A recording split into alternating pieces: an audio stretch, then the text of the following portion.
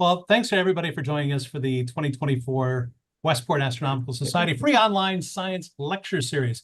And, we appreciate you coming from Meetup, Instagram, Facebook, Mastodon. If you like the talks, give them a thumbs up, subscribe on YouTube or any of our social channels, because we've got a whole plethora of them. But tonight, we welcome for the first time to the Westport Astronomical Society's series, Dr. Ofer Cohen. And Dr. Ofer Cohen, during his graduate studies, developed a cutting-edge numerical model to study the solar corona and the solar wind. Now, the model's been used as a prototype for a forecasting system to predict space weather and its impact on satellites, astronauts, and spaceborne technology. And after completing his PhD, Professor Cohen moved over to the Harvard-Smithsonian Center for Astrophysics as an NSF Fellow.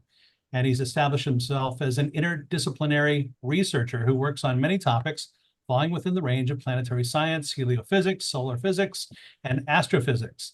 So he served as a scientific reviewer for NASA and the NSF, and he's included in a long list of scientific journals and many graduate student and postdoc review panels. It is a pleasure to welcome Ofer Cohen. Welcome, Dr. Cohen. Thank you. Can you hear me? Yes. Yes. Okay. So why don't I share my screen? And hopefully everything will work. It looks like a storm is coming, so hopefully my electricity will stay intact. Can you see my screen? Yes. All right. So it's a great pleasure to be here and talk about the quite very broad range of topics that are compressed to a single talk, which is it's a challenge. But I'm going to talk about how the space environment of exoplanets essentially affects them and may impact their habitability. And I will just start by introducing the term heliophysics, which essentially it's a NASA term. NSF actually doesn't like it still, but I think it will stick around. And it's essentially the physics of the relations between our star and our planet. And essentially the sun and the planets in the solar system. And the same thing is true also for other planets and other planetary systems.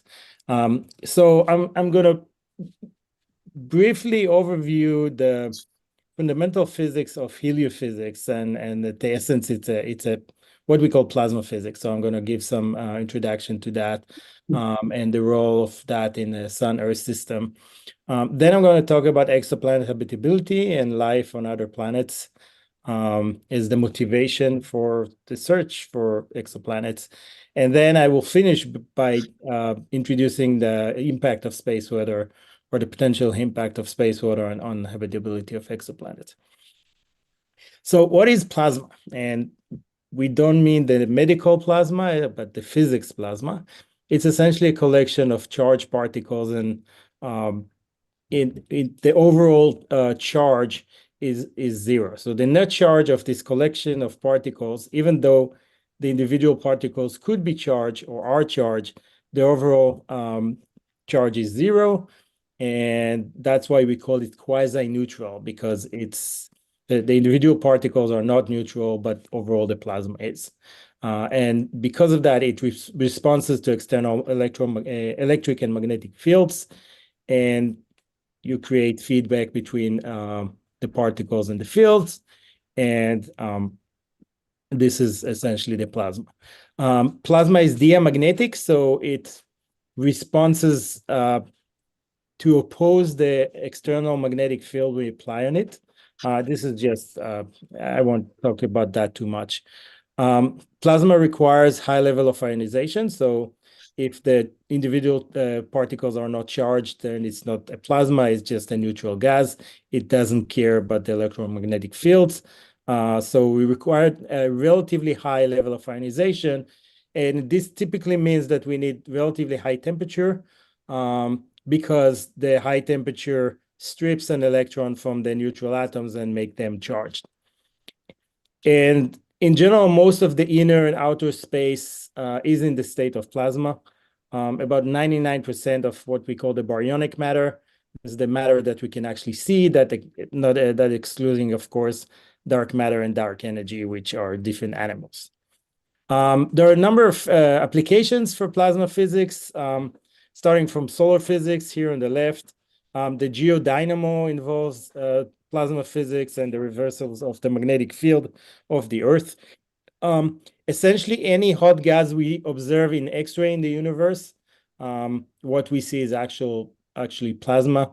Lightnings create plasma, and also we have nuclear physics that involves the confinement of plasma to create some kind of nuclear fusion or nuclear fission. All these topics are associated also with plasma physics. Typically, when we discuss plasma, we look at what we call the plasma beta, which is the ratio of the thermal force. This is the force that the gas applies due to the fact that it has its internal temperature, and the magnetic force. And typically, in most applications for astrophysics and space physics plasmas, the plasma beta is much smaller than 1. This means that the whole thing is dominated by the magnetic fields. So the magnetic fields will tell the plasma where to go and not the other way around. We can study plasma in different approximations. One is the fluid approximation. So we treat the plasma as a magnetized fluid or conducting fluid. This is what we call magnetohydrodynamics. We can treat plasma and pretty much follow the individual particle motion of the charged particles. This is a kinetic treatment.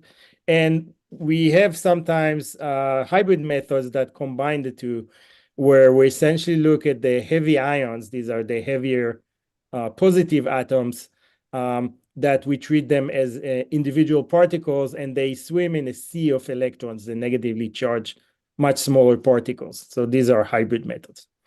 Now, plasma is highly applicable to solar physics. Solar physics and the physics of the atmosphere of the sun is dominated by plasma physics.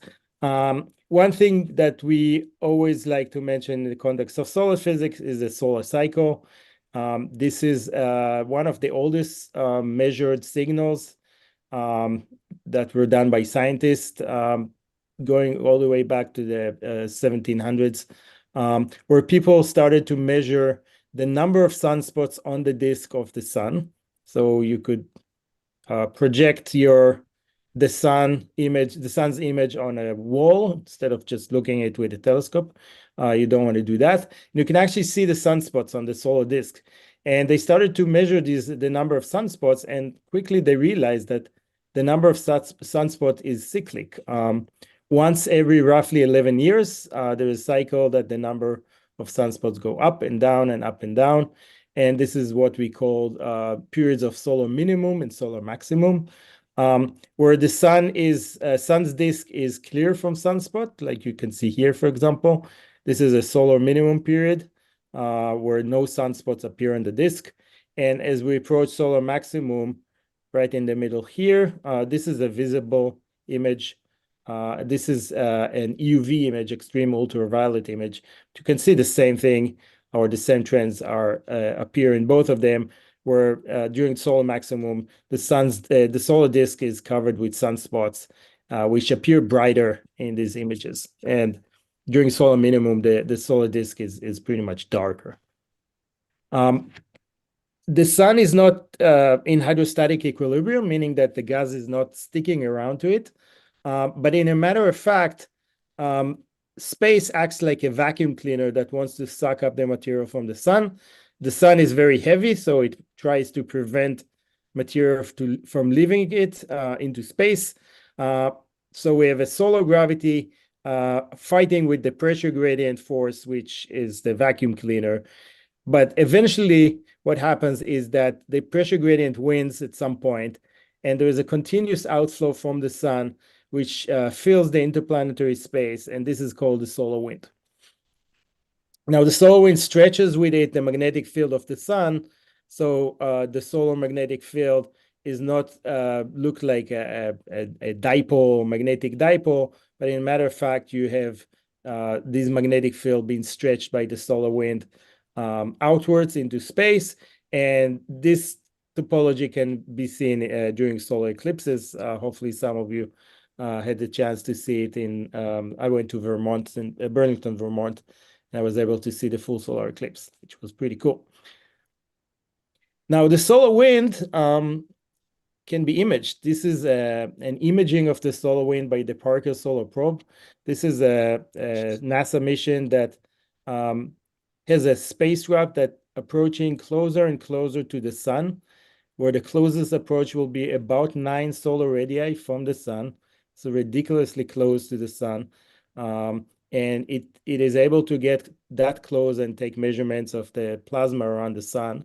And in particular, it aimed to study what hits the corona and accelerate the solar wind, which still it's not fully understood. What this movie shows nicely is that space is filled with this solar wind, and more particularly, you could see that the solar wind is highly structured. It's not a kind of very straight stream of particles, but it has this turbulent structure.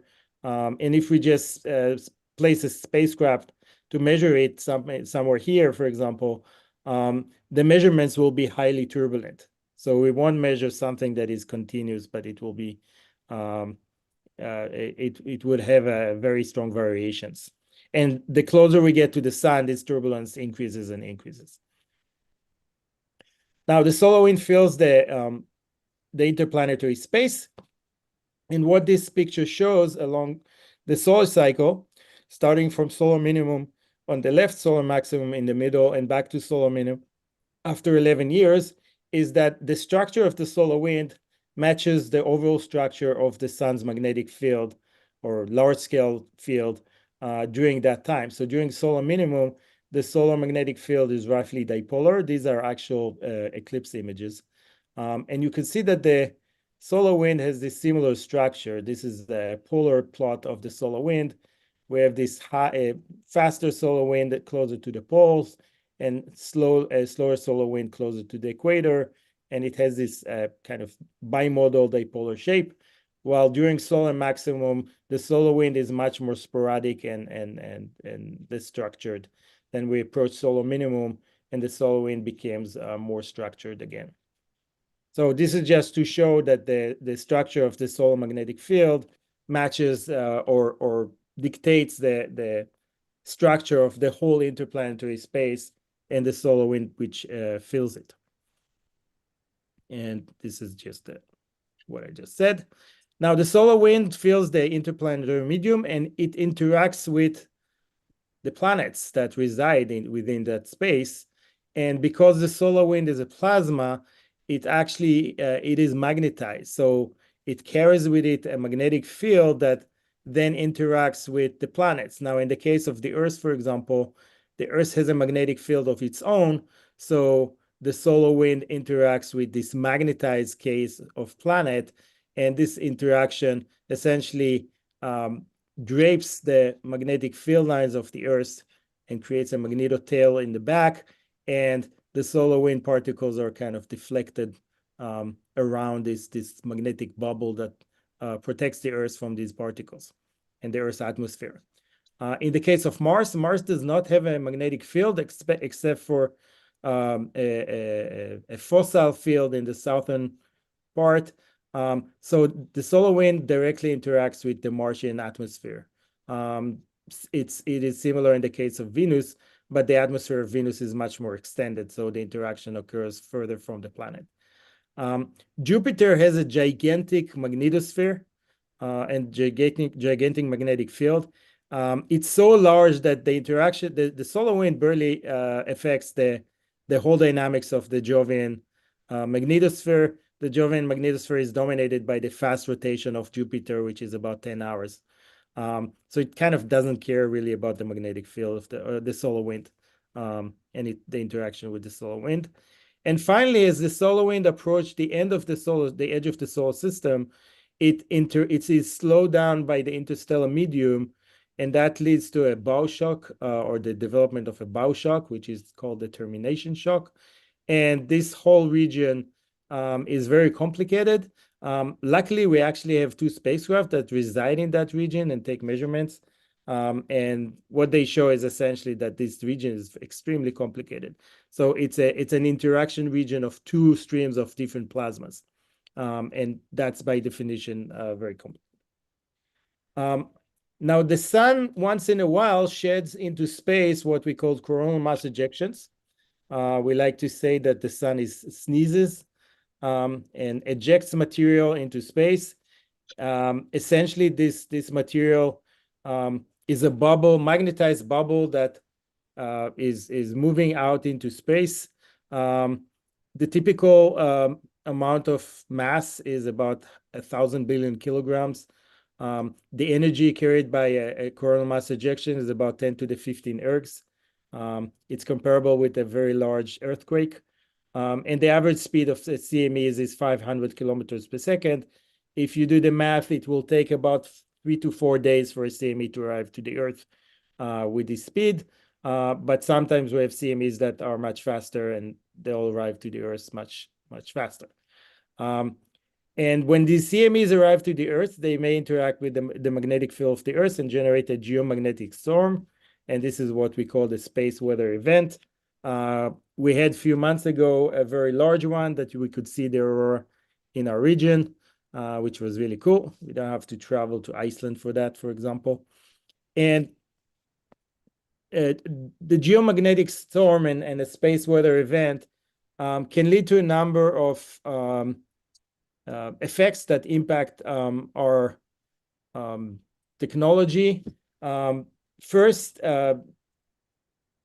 the CME, as it goes out, it accelerates particles that can reach to the Earth within about 15 minutes. And these are extremely high energy particles. And these particles can cause a severe damage to satellites and astronauts. This is what we call killer particles. They can just completely kill a satellite or an astronaut. At the same time, when the CME arrives to the Earth, there's an increase in the overall radiation in the nearby space environment of the Earth. And when we say radiation, again, the space is flooded with very high energy particles. They can hit the electronics of satellites and completely disable them. For astronauts, it's dangerous because it's just like putting the astronaut in a microwave, and that's bad. So we need to be prepared for these kind of times of increased radiation, and we can protect both astronauts and satellites. We can, for example, shut down the circuits of the satellites for a period of time, and that should protect the circuits from being damaged. We should make sure that the astronauts are inside and protected. This increased radiation can also affect high altitude passenger flights. So these needs to be detoured, and that costs a lot of money. And finally, the geomagnetic storm can induce very large currents in major conducting systems on the ground, like pipelines, power grid systems, and they can completely disable them. And lastly, when the geomagnetic storm or event occurs, there's a heating of the atmosphere, and because of this heating, the atmosphere expands.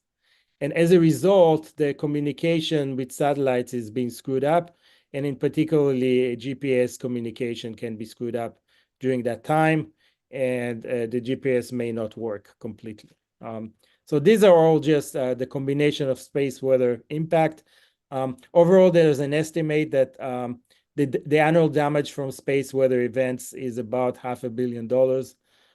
It's probably more now.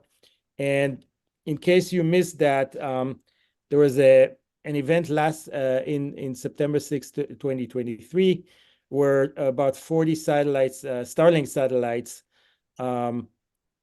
completely failed and they burned in the atmosphere. And that was actually a tiny geomagnetic event, but it just demonstrated that even a very small or insignificant event can cause damage to satellites, as you can see here in this movie. Now, when our GPS doesn't work or our communication systems don't work during a space weather event, you would think that you could, for example, use pigeons to send your mail, but in matter of fact, even pigeons are communicated or navigating with the magnetic field of the Earth, and the magnetic field of the Earth is disrupted during a geomagnetic storm, so even the pigeons won't be able to find them. So far, I talked about space weather and space plasma physics and the overall basics of that. I would like to switch now to the planets and exoplanets. So let's put a spacecraft on and move to exoplanet and exoplanet habitability. So the main motivation to study exoplanets is, of course, to try to address the question, are we alone in the universe? Is there life in other planets, etc.? And it would be good to start with by introducing the Drake equation, which was introduced by Frank Drake in 1961. And the Drake equation essentially tries to estimate the chance for intelligent civilization to exist in the universe.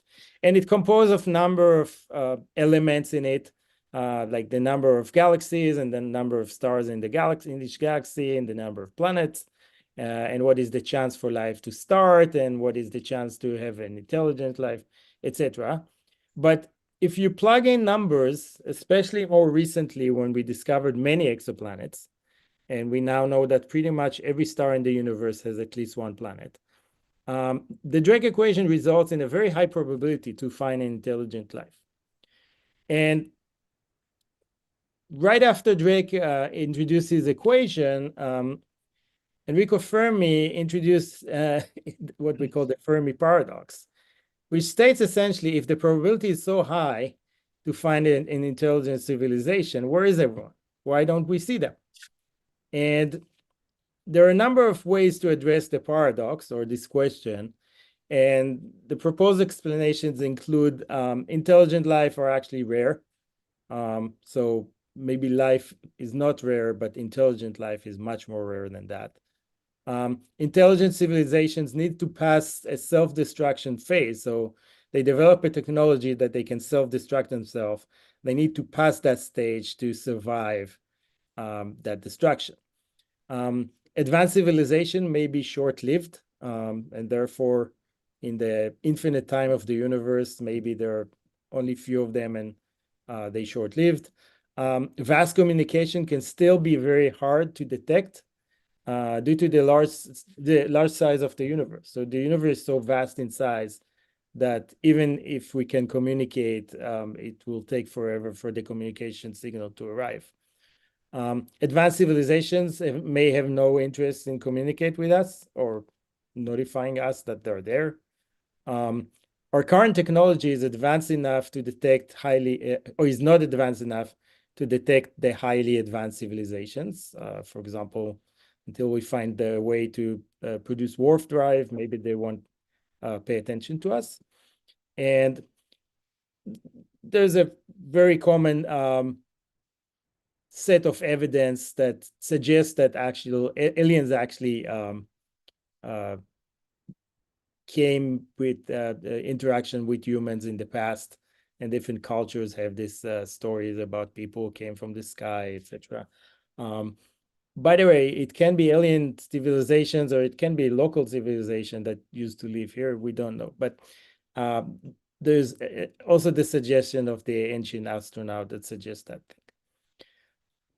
Okay, so let's move on to the more down-to-earth things and talk about the origin of life. And we won't involve any aliens here.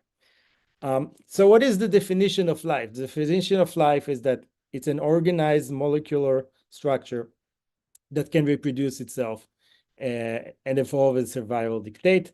And it's a self-sustained chemical system that's capable of undergoing Darwinian evolution. And these are the elements that are required for something to be called alive. There's growth, response, cellular structure, metabolism, homeostasis, heredity, and reproducing. It's just worth mentioning that viruses are organisms at the edge of life, but because they possess genes, they evolve by natural selection, and they replicate, but they do not metabolize and they require a host. So viruses are semi-living things. And we also, it's worth mentioning the concept of the living systems, the Gaia hypothesis, that many organisms can form together a kind of a mega organism that is considered a living thing. Now, life on Earth started right after the late heavy bombardment, which took place. So the Earth formed 4.5 gigayears ago, and 1 gigayear is 1 billion years. And shortly after, so between the formation and 3.8 billion years ago, the Earth was bombarded by the remnants of the solar disk or solar nebula that was still around. But eventually all this material was cleared out and the Earth was kind of set to start. And we believe that life actually started on Earth immediately after the conditions allowed it. So very quickly. And this is the situation, the state where we had on the Earth what we call the primordial soup. It's kind of lakes of water and that are heavily including organic material and amino acids and the basic foundations for life. Now, the ingredients were there. So we know that all the ingredients to form life were there in terms of the chemical compounds. But what happened that they turned into life, this is still an open thing. We don't know. There's a famous Miller-Urey experiment in 1952, where they essentially placed all these ingredients in a tube and they triggered by spark and heat, and the things that they thought could essentially create a spark to start the life. And about 20 amino acids were formed, but they did not form life. Now, it's possible that we just need this could produce life, but we just need millions of years and not just a few days or a month. It's just too short time. So that's that. And in general, thermodynamically, life is not in the state of maximum entropy. And all it means is that life requires energy. Without the additional energy, life cannot be sustained. Now, we now believe that life may started at the bottom of the ocean, where we actually find hydrothermal vents. This is the region where hot water goes out of the bottom of the ocean, of the crust, and they carry them very, very large number of minerals and ingredients that may help for life to start. But the conditions there are extremely extreme. The temperature can reach 450 degrees Celsius. The pressure is extremely high because you have all the ocean above your head. And the high pressure keeps the water in a liquid phase, even though the temperature is very hot. And nevertheless, we find a flourishing life forms in these regions that just show that life can develop there. And now we believe, or we have some ideas that maybe these are the locations where life actually started, but this is still work in progress. Now, when we talk about exoplanet habitability, the basic requirement that we pose is that we need water in liquid form to exist on the surface of a planet. And this is because it's essential for the emergence of life. Liquid water accelerate the bonding of carbon molecules and to form an amino acids, which are the founding blocks of life. So in order to create life, we need water, and we need the water to be in a liquid form. Now, the origin of water on the Earth, there are three options. One is that water is just a remnants of the stellar nebula from which the Earth was formed. Asteroids could bring water and comets could bring water. And this is just extremely nice movie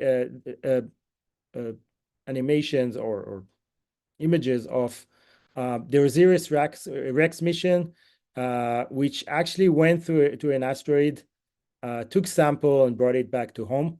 And you could see this is the landing of the rover on the ground of an asteroid. This is the Rosetta mission to comet 67P Chernikov. And again, this mission essentially, there was a lander here that was supposed to take sample and measure it.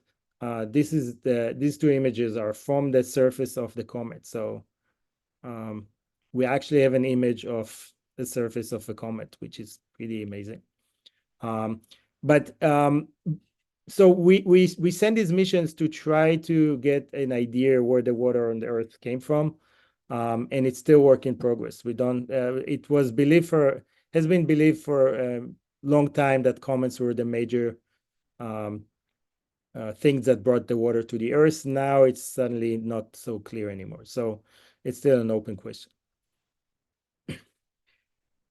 Now, when we talk about exoplanets, we would like the surface temperature of a planet to allow liquid water to exist, which means that it should be between 0 Celsius and 100 degrees Celsius. Now, the surface of the planet can be defined by the brightness of the star, and this y-axis shows the stellar mass, and essentially the larger the star is, the more bright it is. So we have the G stars here, which are the sun-like stars. These are K stars, they're orange. And then we have the M dwarfs, the larger and the smaller. And these guys are much more faint than the sun. So the lower the mass is, the fainter the star is. And if we have a planet, we can say that the brightness of the host star and the distance from it will dictate how much light the planet receives, and therefore we can calculate what is the temperature on the surface. And that will help us so the x-axis is the distance from the star, and the y-axis is the brightness of the star. And we can define the so-called habitable zone, which is the range for a given planet and the star at which the planet can be considered habitable, because it's not too cold, too far, and it's not too warm, too close to the star. And I would like to draw your attention that for M dwarfs, the habitable zone is much closer to the star than the case of the Earth. This is 1 AU. For M dwarfs, is less than 0.1 AU, so 10 times closer to the star than the Earth. This is Proxima Centauri b. It's an exoplanet that was discovered orbiting our nearest neighbor, Proxima Centauri. So we know that our nearest neighbor of all stars actually has a planet, and it's called Proxima Centauri b. So we could find habitable planets around M dwarfs because they're much closer. Now, the traditional definition of the habitable zone, which is based only on the distance from the star and the brightness of the star, it's actually very simple, because we assume that these are the only things that affect the surface temperature. But in a matter of fact, there are other things that can impact the surface temperature and habitability. For example, we can think about atmospheric processes. Albedo, for example, it's the reflectance of the planet, either by clouds or sea ice, land cover, can affect the temperature. Greenhouse gases, we know, could increase or decrease the surface temperature. Dynamics of the atmosphere can transfer heat from one place to another, and so does composition and chemistry. And we can also consider atmospheric escape, where the atmosphere could be in principle lost to the space completely. We can think about geological processes and interior processes such as plate tectonics. Now we believe that plate tectonics is crucial for habitability because it is required for the circulation of carbon in the planet, and the geodynamo, the magnetic field, may play a role in habitability. The orbital parameters of a planet may impact the surface temperature.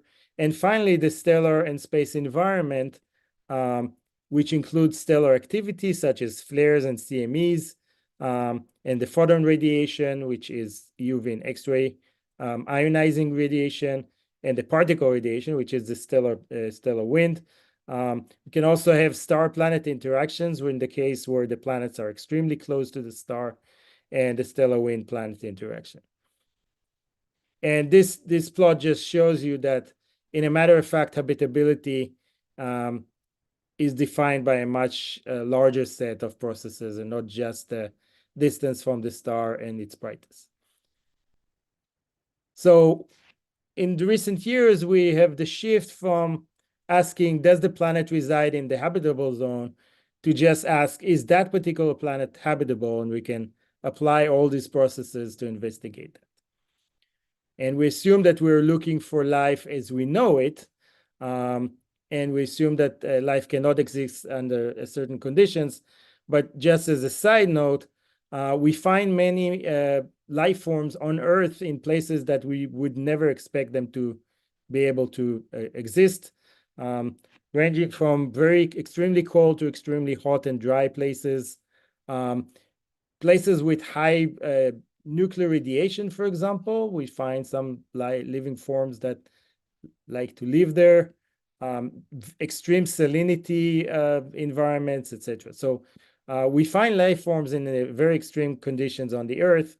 And this is just suggesting that life in principle could emerge everywhere in the universe. And this is the best example. These are tardigrades, or so-called water bears. These guys can live in extremely, extremely cold or hot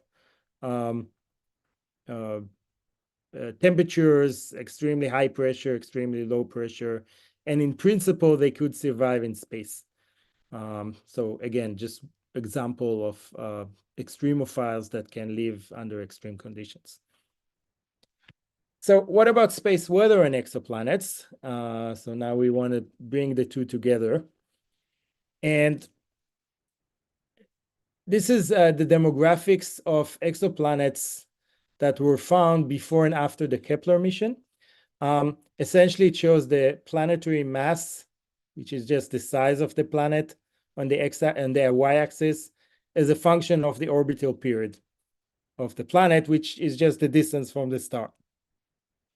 And you could see that these yellow dots are the additional planets that were discovered by Kepler.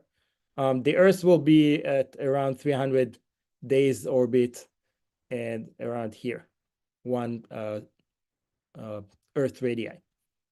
But what you can see is that many of these exoplanets were discovered much closer than the Earth to the star.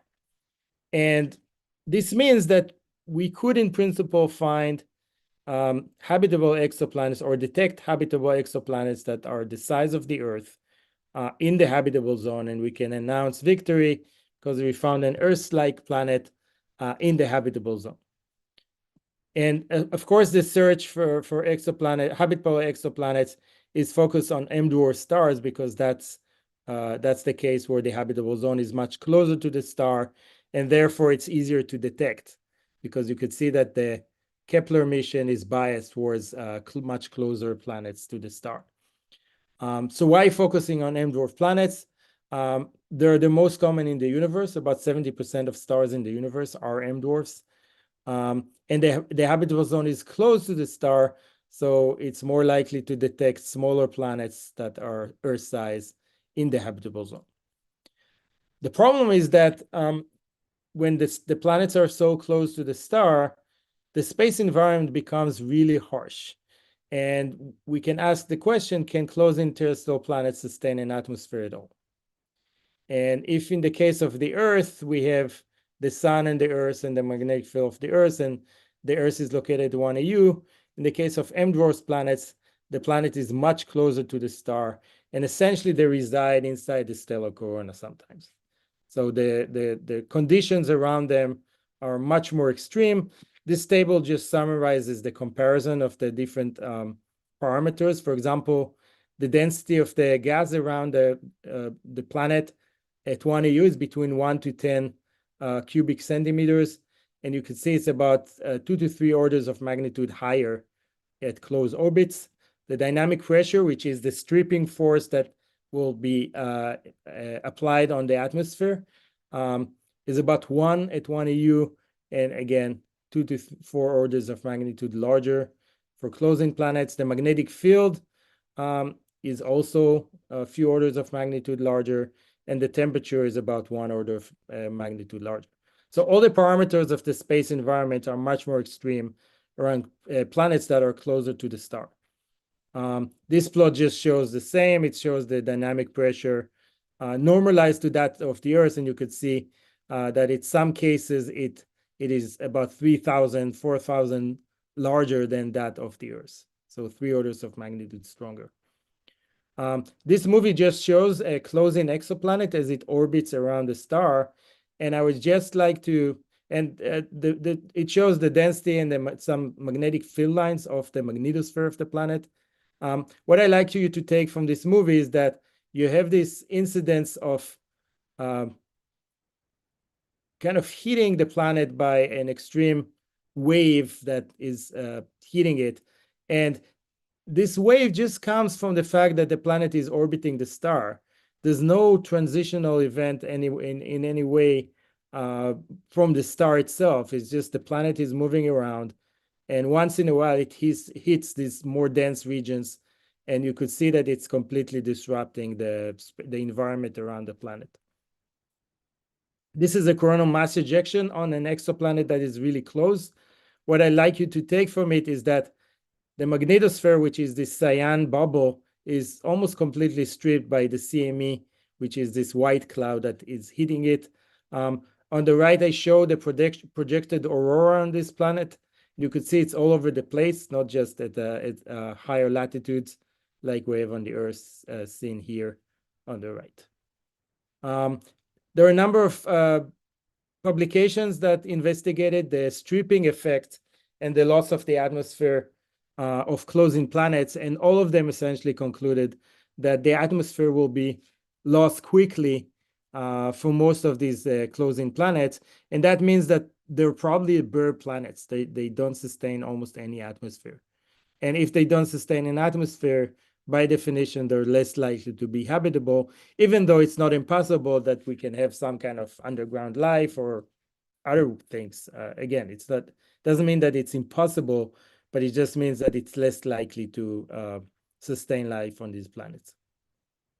And just to wrap up, this is Mars as measured by the recent NASA mission MAVEN. And even at Mars, there is a measurement of a very strong stripping of the Martian atmosphere by the stellar wind, by the solar wind. And Mars is much, much further away from the star than these close-in planets. So this just showed that even when the planet is very far from the star, the stellar wind strips a significant amount of its atmosphere over time. And if the planet is much closer, it is expected that this effect will be much faster. So just to summarize, the space environment plays a major role in our life on Earth, and it is controlled by our nearby star, the sun. Exoplanet habitability drives our search for life outside of the Earth and the solar system. The definition of planet habitability depends on a set of complex processes. And also, this is important to mention, the change through the evolution of the planet. So it's not just the process now, it's what the particular process was at each moment over the evolution of the planet from the moment it formed. And finally, the space environment plays a role in planetary habitability, and an extreme space environment would probably make the planet less habitable. So I'll stop there. Thank you. Well, thank you. Yeah, I've got some questions as long as we can start off here. We'll see if we get some other questions from the peanut gallery. But one of the things that I was wondering when you were showing, we've been looking at the sun and the sunspots since I think the 1600s, right? Isn't that what your chart was? Is there other ways other than looking at the sun to detect when there is a solar maximum? I know that you mentioned that the birds are flying around and getting goofy and things like that, but is there other ways that you can detect solar minimum, solar maximum without actually looking at the sun that maybe could have been done or the science could be done now? Yes, so you can measure the solar wind near the Earth, and you could get an indication for that. But the more important thing to mention is that the solar cycle controls the modulation of galactic cosmic rays that enter the solar system from outer space. And during solar minimum and solar maximum, the fluxes are different. Now, the galactic cosmic rays may hit the atmosphere of the Earth, generate a cascade that will be marked by a very particular composition of isotopes on Earth. Now, you can actually go back in time and dig up logs from ice cores, for example. There we go. Or rings of trees, and you could actually extract the particular isotopic state for a given time. You can actually create a map of these isotopes, the state of these isotopes, and directly relate it to the state of the cosmic ray flux. So this way you can actually go back and trace the solar cycle hundreds and even million years back. I think probably 100,000 years or so back, and people actually did that. So this is another way we can mark the solar cycle or trace the solar cycle. Of course, there's a lot of uncertainties in these methods, but people have looked into that mapping. That's interesting. Is there any other, before I've got a couple more questions. Yeah, there you go, Shannon. What do you got? I have a question. Can you go back to your slide on extremophiles? Yeah. This one. Yeah, right there. Perfect. Okay, so we're talking about trying to figure out where life is likely to form or to exist when we're looking at exoplanets. So ideally, we're thinking sort of a Goldilocks zone. You need water, you need a certain temperature, you need certain pressure. And then we see these other environments where you've got extreme temperatures and pressures and hot, cold, acidity, and so on. My question is, can't we more or less discount some of those things? Because it seems more likely to me that life would form in an ideal environment and then adapt to the harsher conditions rather than starting in the harsh conditions and then. Yeah, you're right. Probably all these guys started from the same place. Okay. Just like us. You're right with that. But it's just an example that, we should not expect life to be as we know it. True. I mean, the universe I can is see big, and it just proves the point, I think, that we should expect anything, right? yeah. Okay. That was the point of this slide. Yeah, I think we're descended from sponges, aren't we? Isn't that one of our deepest ancestors is a sponge? Not if you're going by my cleaning ability.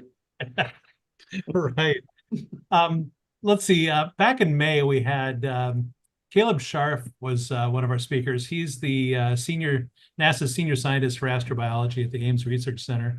And one of the things that he really put a damper on my conversations with him was on Europa. I had always assumed that there would be big things swimming around in there. And maybe this is kind of outside of the realm of how the sun affects ice planets or ice moons like that. But what are your thoughts on a place like Europa that is going to have obviously 26 miles of ice under it. How much is that affected by the sun, our sun now? And as the sun expands, is that going to be changing Europa too?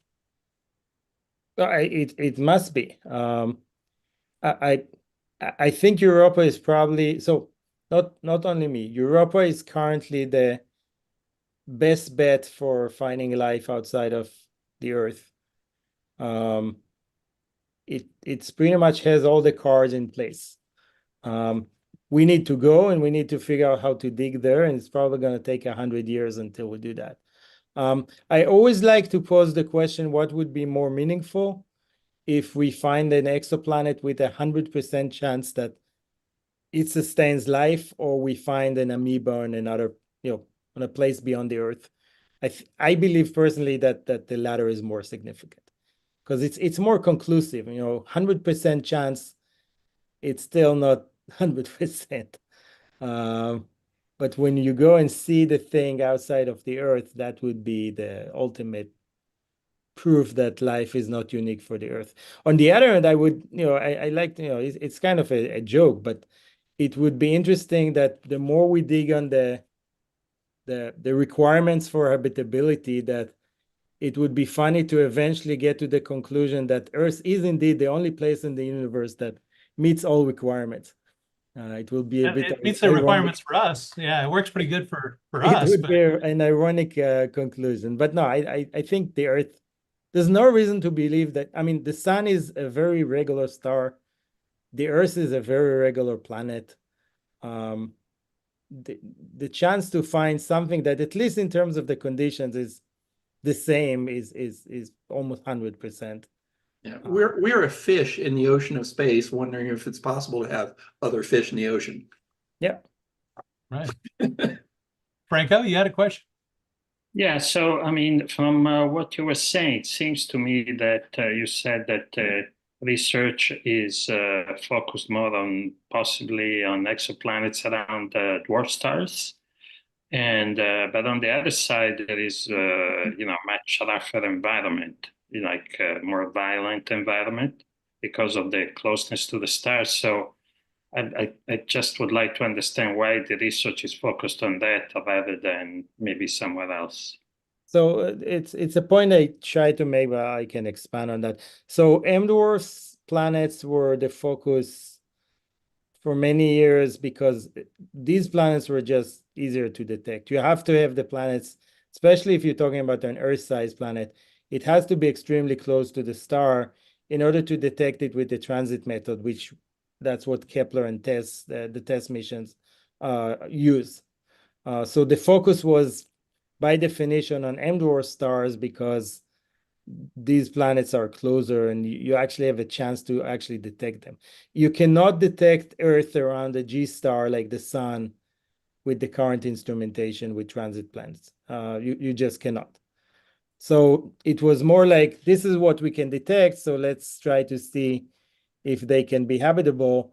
But then as we started to dig into the more complexity of things, people now realize that it's more likely probably to find life beyond the Earth on planets like the Earth, meaning maybe K or G stars planets orbiting around 1 AU-ish, maybe slightly closer, maybe at Venus orbit, but not that close, because the more we investigate that, we get to the conclusion that the habitable M-dwarf planets are just too close to the star to be habitable. The conditions are just too extreme. Thank you, and excellent talk. Thank you. Mark Gilrain had a question. Does habitability differentiate life of any level of existence versus life that can have civilization? I believe so. I think, well, habitability is just it's just a phrase. I don't think we can't really, again, we cannot really define that planet is habitable. There are people looking at what we call biosignatures, which are so the way we try to figure out what the atmosphere of planets, exoplanets, is made of is through spectroscopy. So we receive the light from that planet. We actually receive the light from the star as it passes through the atmosphere. And because the atmosphere is made out of certain material, it will create a signature in the light that we receive that we can break down to the spectral lines and say, okay, we have some signature of oxygen or some signature of hydrogen or some signature of other material. So people are talking in this context of biosignatures. So to detect some spectral signature from the atmosphere that cannot be created naturally. So for example, it has to be emitted by a bacteria that lives on that planet. And people are looking for these particular markers that we could potentially observe. And if we see them, we can say, okay, this must be generated by something that is living there. The other thing that people are looking at is the technosignatures, which it is an attempt to detect technological signatures that are emitted by a civilization of some kind. But these two are not really in place right now. I believe we need to wait for at least the next space telescope, the Habitable World Observatory, which is people are just starting to talk about it now. If it will be made, it's probably going to take 20 years to launch, maybe more. So we'll have to wait for that kind of telescope that maybe be able to detect that kind of markers from the atmospheres of exoplanets. Any other questions from the group? Yeah, so the James Webb was supposed to be able to analyze some of the atmospheres of the exoplanets. So the James Webb telescope can do it for very large planets, so Jupiter, gas giant planets. They marketed it as if it could detect atmospheres of terrestrial planets, but and they did some attempts, but it looks like they won't be able to do it. There was a whole industry before it was launched that when it will be launched, we will be able to detect this and that. I'm very skeptical about that, and so far the attempts did not show any. Essentially, what they saw it's a flat thing with no markers, pretty much. So you couldn't say anything. Thank you. Well, I think that's going to wrap it up. I appreciate your time today. It was so nice for you to join us, and it looks like the thunderstorms held off, that we didn't have to have anything zapping us and getting offline. And so next month we have the one and only Bob Meadows Stellafane Report. Remember, we will be in the classroom for that. So please join us. I really want to have as many meetings as we can in person again. So this would be a good way to show that you support us having people live again in the classroom. So please come join us for that. We'll be at Stellafane. Have you ever been to Stellafane before? Nope. Interesting place. It is the birthplace of amateur astronomy. So it is. Okay. Yep, you were up in Vermont for the eclipse, so this is up in Springfield, Vermont. So we'll Okay. be up there. We'll have the 25 telescope. It's observational astronomy, but it's still pretty cool stuff. Anyway, that's going to stick a fork in this one. We thank everybody for coming out, and give it a like if you're on YouTube. And again, this will be up for watching here in the next couple of days, so you can rewatch it again. So for that, we're signing off. We'll see you all around next time. Thanks, everybody. Thank you. Thank you. Thanks Ciao. very much. Bye-bye.